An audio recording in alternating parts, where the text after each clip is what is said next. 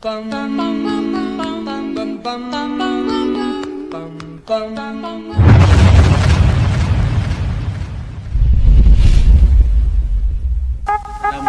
warahmatullahi wabarakatuh. Kumpulan kami akan membuat tajuk pengurusan kewangan dengan yang berkaitan dengan pandemik ni. So kat sini apa yang kami boleh buat untuk masyarakat lah kami akan buat dekat sini. Okey, yang pertama faktor ekonomi keluarga terancam, terutama bagi golongan B40 dan golongan-golongan miskin. Okey, dekat sini yang paling banyak terjejas ialah golongan-golongan B40 dan golongan miskin lah. So ekonomi dia banyak tersangkut. Yang kedua, keluarga yang mana pendapatannya dari hasil niaga atau kerja sendiri. Kat sini orang contoh kita beri keadaan orang yang berniaga. Bila orang yang berniaga, bila tak dapat berniaga, so dekat sini dia punya hasil pendapatan bulanan dia terjejas lah. Tu maksudnya untuk orang yang berniaga lah. Lepas tu yang terakhir, dibuang kerja kerana syarikat terpaksa mengurangkan pekerja. Kebanyakan syarikat yang alami COVID ni, yang sedang yang COVID sedang meningkat, dia terpaksa buang pekerja mereka lah. Okey, untuk seterusnya saya akan passing kepada rakan saya.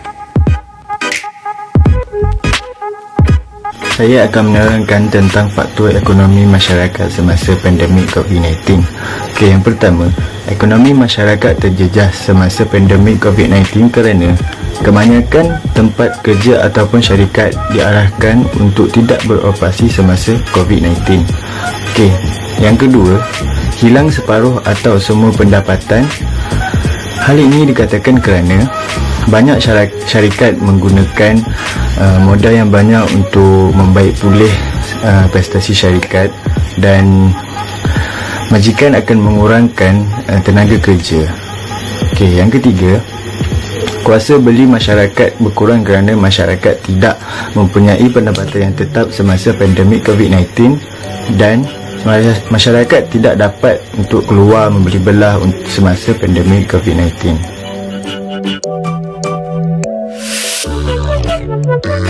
Okey, seterusnya kita pergi kepada cara untuk mengatasi masalah pengurusan kewangan dan apa program yang wajar kita laksanakan dalam waktu pandemik ini. Program yang pertama yang wajar kita laksanakan adalah program bantuan makanan daripada rumah ke rumah.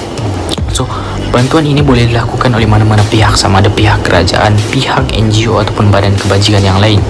So, kita sedia maklum dalam waktu pandemik ini terdapat beberapa kawasan yang dikenakan perintah kawalan pergerakan seperti PKP, PKPB dan sebagainya. So, perkara ini menyukarkan kepada masyarakat yang ada di kawasan tersebut untuk mendapatkan makanan keperluan mereka, makanan keperluan harian mereka. So, dengan adanya program ini, dengan adanya bantuan ini, kita dapat membantu masyarakat yang ada di kawasan tersebut untuk mendapatkan keperluan barangan harian dan juga dapat sedikit sebanyak meringankan beban mereka.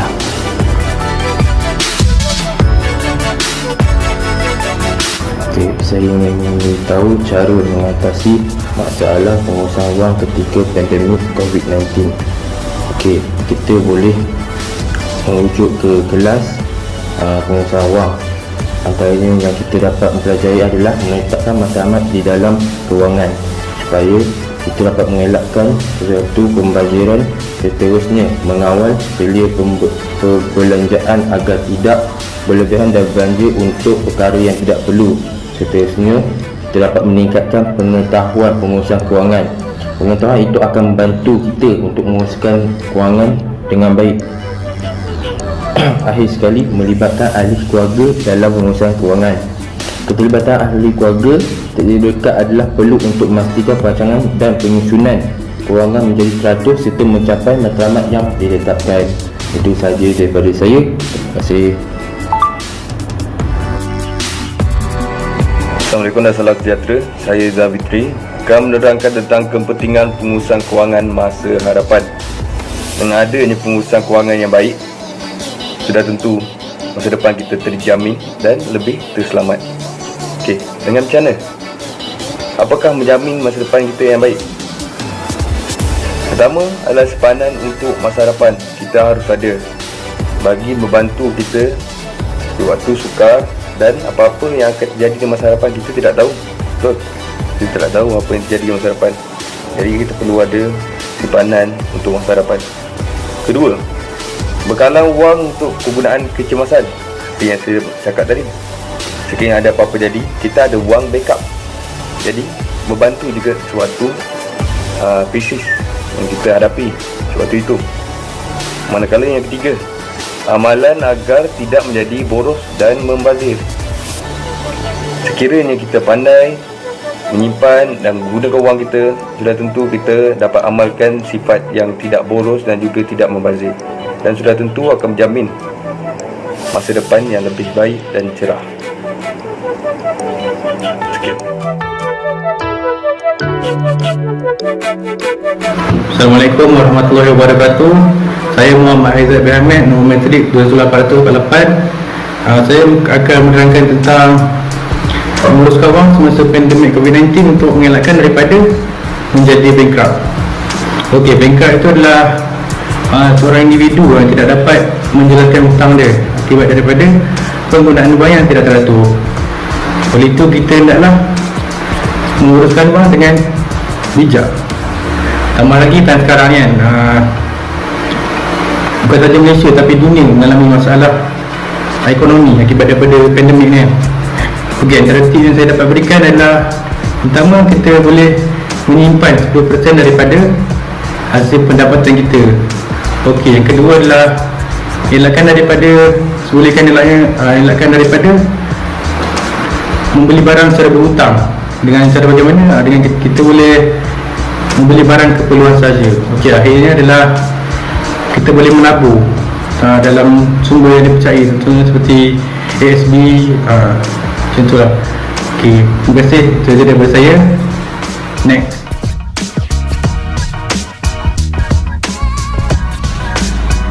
Dulu-dulu kan kita selalu dengar istilah OKB ataupun orang masukkan orang kaya baru.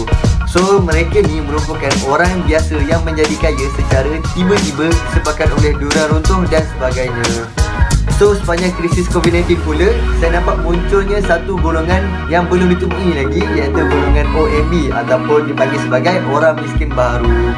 So orang miskin baru ni ataupun mereka ni merupakan orang biasa yang menjadi miskin secara tiba-tiba disebabkan oleh kehilangan sebahagian ataupun kesemua pendapatan mereka pada waktu itu. So pendek cerita, diorang ni jatuh miskin sebab terputusnya gaji lah. So antara golongan-golongan yang terlibat dalam OMB ni adalah contohnya seperti golongan perniagaan kecil-kecilan, usahawan mikro, penjawat awam, dan mereka yang menerima gaji ataupun upah secara harian ataupun mingguan. Ini menunjukkan bahawa amalan pengurusan duit kita tidaklah begitu sistematik dan cekap, sehingga kan kita tidak mampu untuk menjalani kehidupan normal sepanjang krisis COVID-19 ini berlaku di seluruh dunia.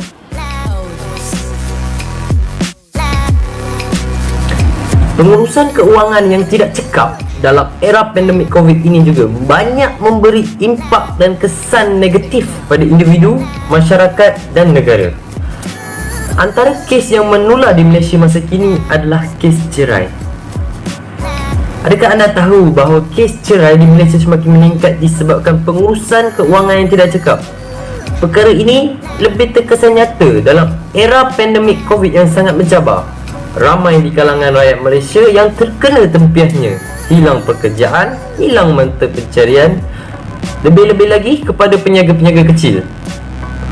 Dan wang simpanan telah habis digunakan untuk menyara hidup dalam era pandemik ini. Oleh itu, saya tekankan sangat penting kepada individu dalam menguruskan kewangan peribadi dengan baik supaya dapat mengelakkan kekekalan ekonomi rumah tangga yang boleh menyebabkan penceraian. Kebijaksanaan anda adalah penyelamat negara pada masa hadapan.